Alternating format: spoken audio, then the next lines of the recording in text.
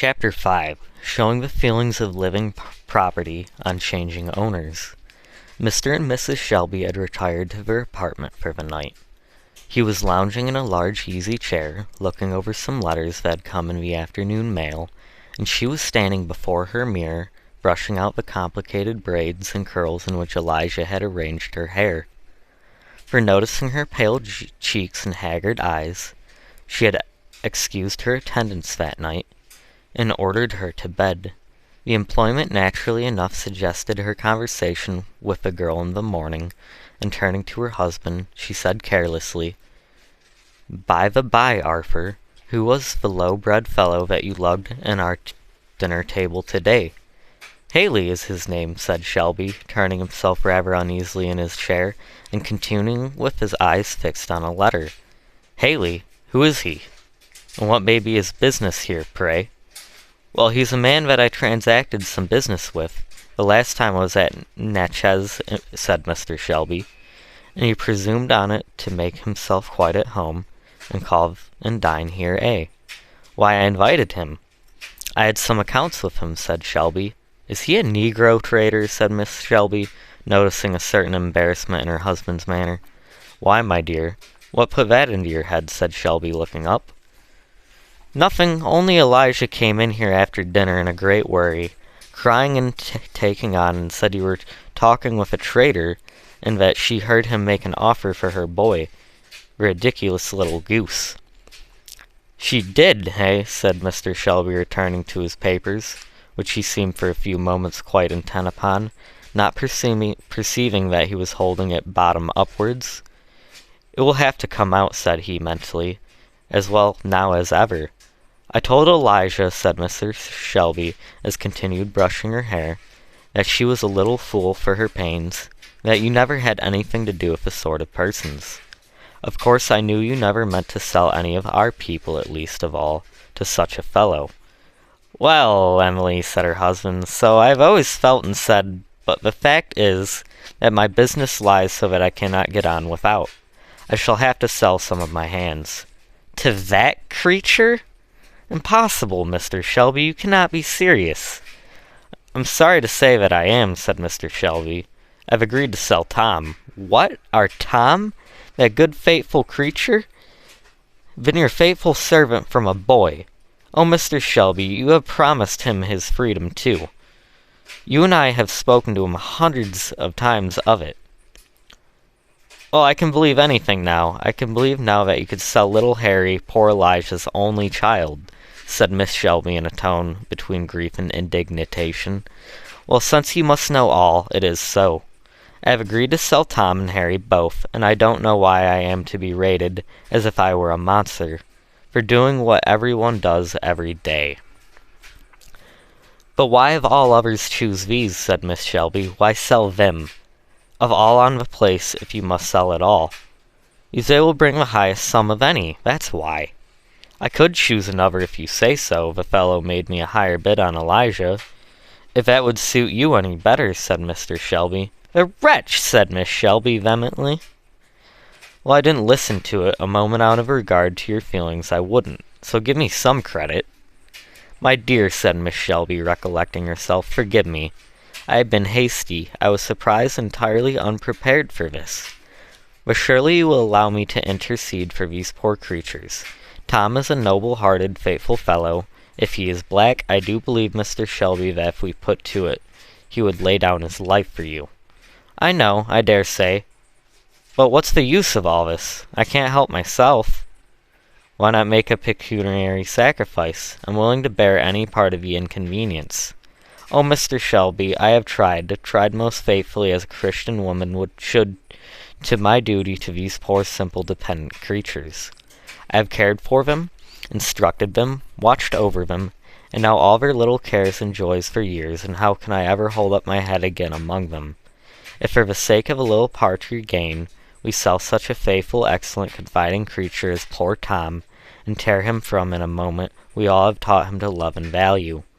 I have taught them the duties of a family, of parent and child, and husband and wife, and how can I bear to have this open acknowledgment that we care for no tie, no duty, no relation, however sacred, compared with money?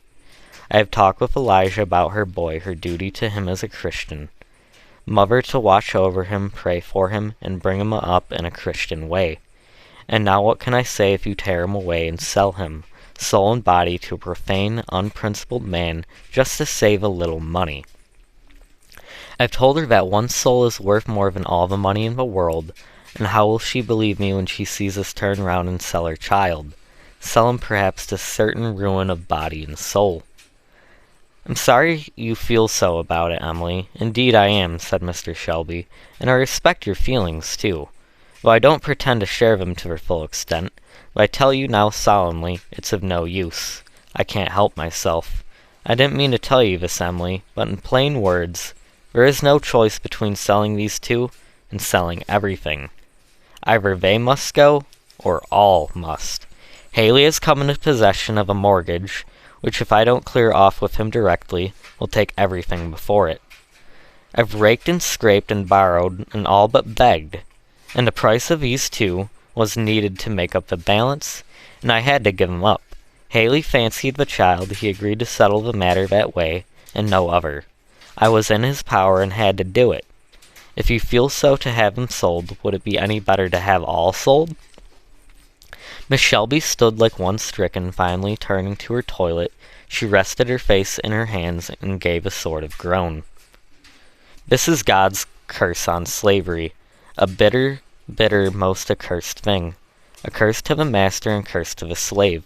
I was a fool to think I could make anything good out of such a deadly evil. It is a sin to hold a slave under laws like ours. I always felt it was. I always thought so when I was a girl, and I thought so still more after I joined the church.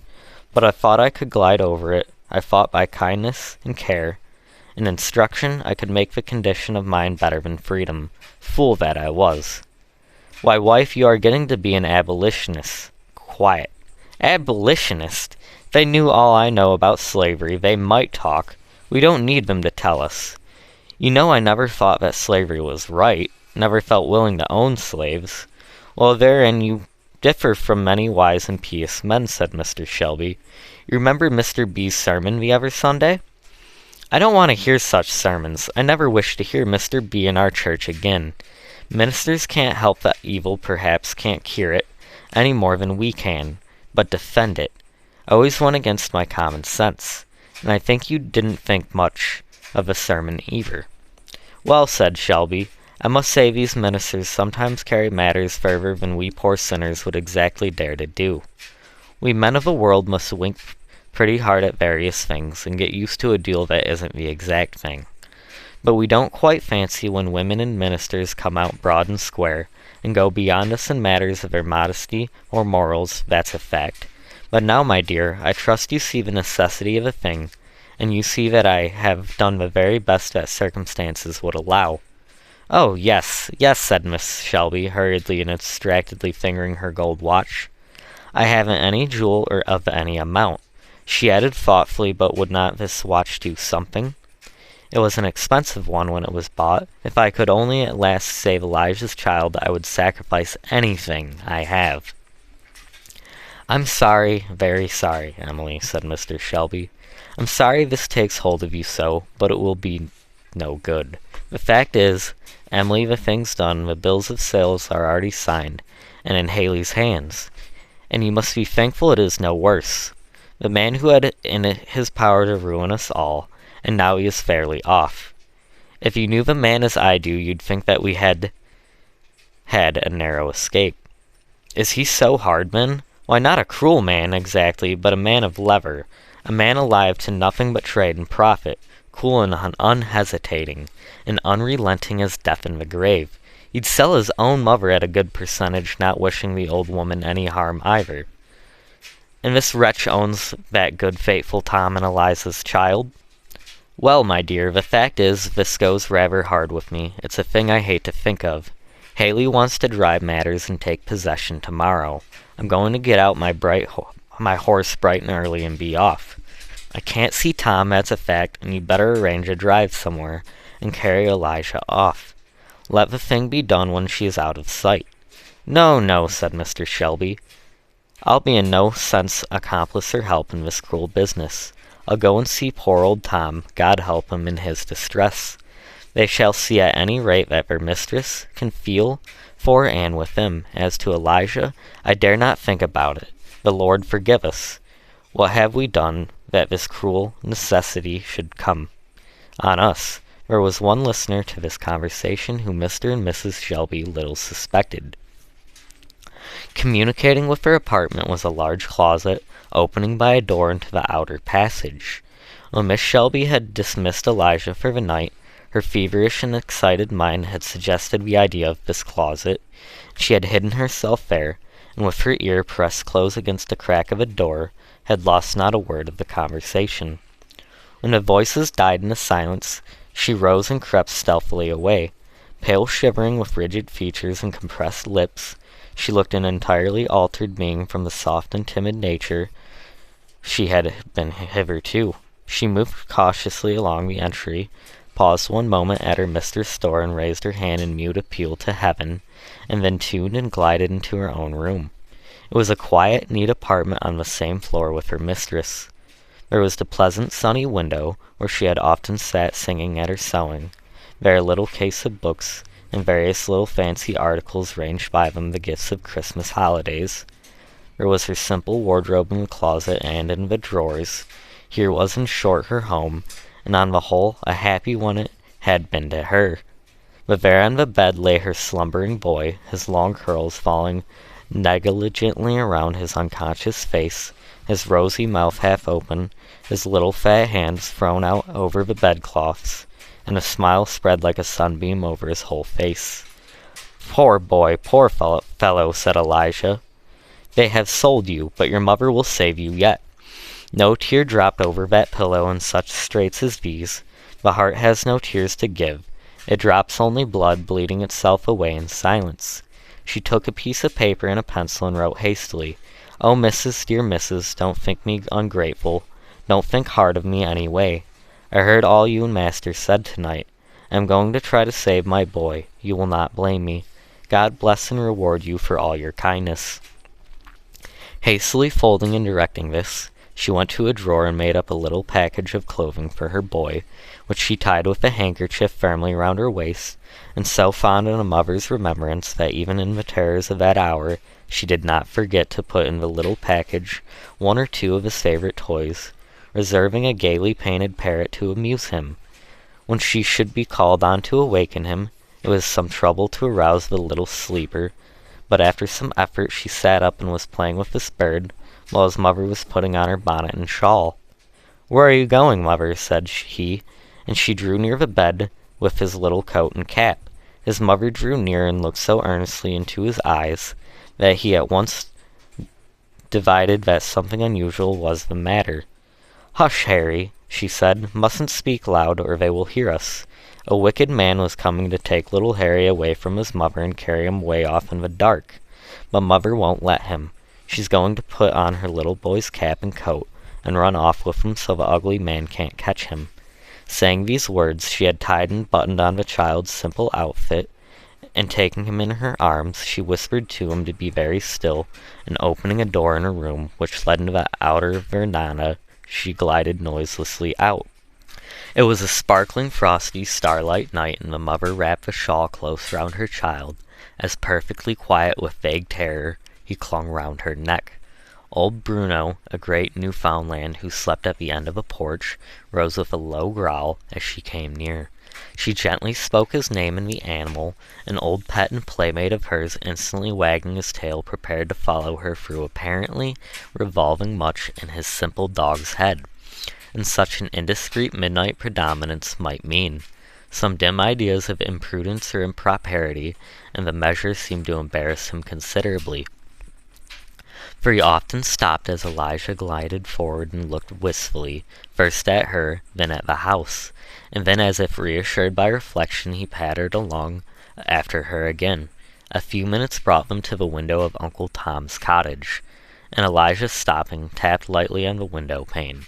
The prayer meeting at Uncle Tom had, in order of hymn singing, been protracted to a very late hour, and as Uncle Tom had indulged himself in few lengthy solos afterwards, The consequence was that although it was now between 12 and 1 o'clock, he in his worthy helmet and yet not asleep.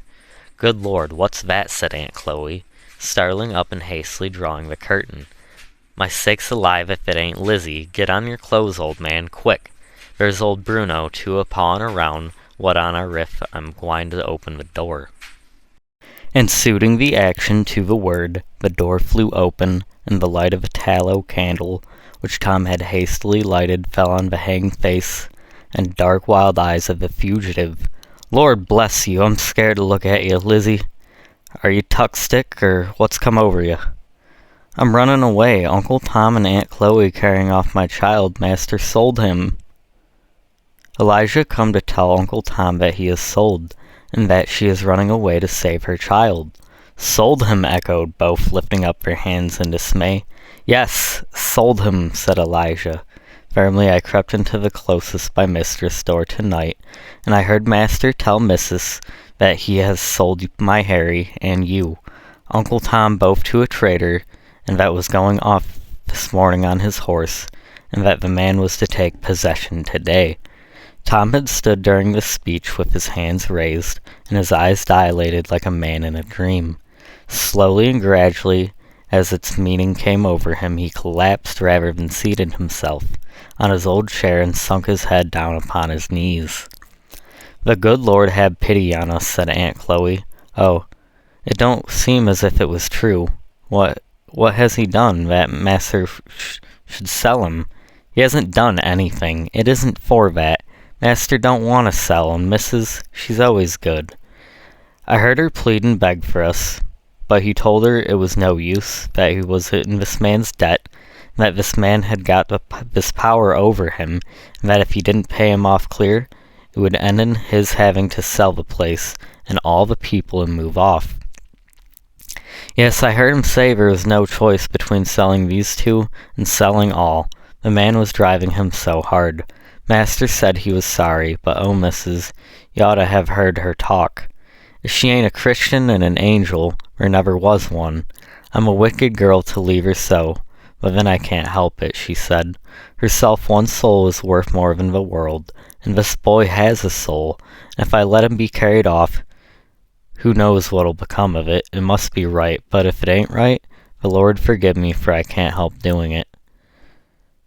"Well, old man," said Aunt Chloe, "why don't you go, too? Will you wait to be toted down river where they kill slaves and hard work and starving? I'd a heap rather to die than go there any day. There's time for you, but go off with Liz. You got a pass to come and go any time. Come bustle up and I'll get your things together." Tom slowly raised his head and looked sorrowfully but quietly around and said, No, I ain't going. Let Elijah go. It's her right. I won't be the one to say no. 'Tain't in nature for her to stay. But you heard what she said. If I must be sold or all the people on this place and everything go to rack, why let me be sold. I suppose I can't be it was as well as any of them. He added while something like a sob and a sigh shook his broad rough chest convulsively. Master always found me on the spot. He always will. I never have broke trust nor used my past no ways. Contrary to my word, and I never will. It's better for me alone to go than to break up the place and sell all. Master ain't to blame, Chloe, and he'll take care of us and the poor. Here he turned to the rough trundle bed full of the little woolly heads and broke fairly down. He leaned over the back of a chair and covered his face in his large hands. Sobs heavy, hoarse, and loud shook the chair, and great tears fell through his fingers on the floor. Just such tears, sir, as you dropped into the coffin where lay your firstborn son. Such tears, woman, as you shed when you heard the cries of your dying babe. For, sir, he was a man, and you are but another man, and woman, though dressed in silk and jewels, you are but a woman, and in life's greatest straits and mighty griefs, you fell on one sorrow. And now, said Elijah, as she stood in the door, I saw my husband only this afternoon, and I little knew than what has to come. They had pushed him to the very last standing place, and he told me today that he was going to run away. Do try if you can to get word to him. Tell him how I went and why I went, and tell him I'm going to try and find Canada. You might give my love to him and tell him, if I never see him again." She turned away and stood with her back to them for a moment, and then added in a husky voice, "Tell him to be as good as he can, and try and meet me in the kingdom of heaven. Call Bruno in there," she added. "Shut the door on him, poor beast. He mustn't go with me." A few last words and tears, a few simple adieus and blessings, and clasping her wondering and affrighted child in her arms, she glided noiselessly away.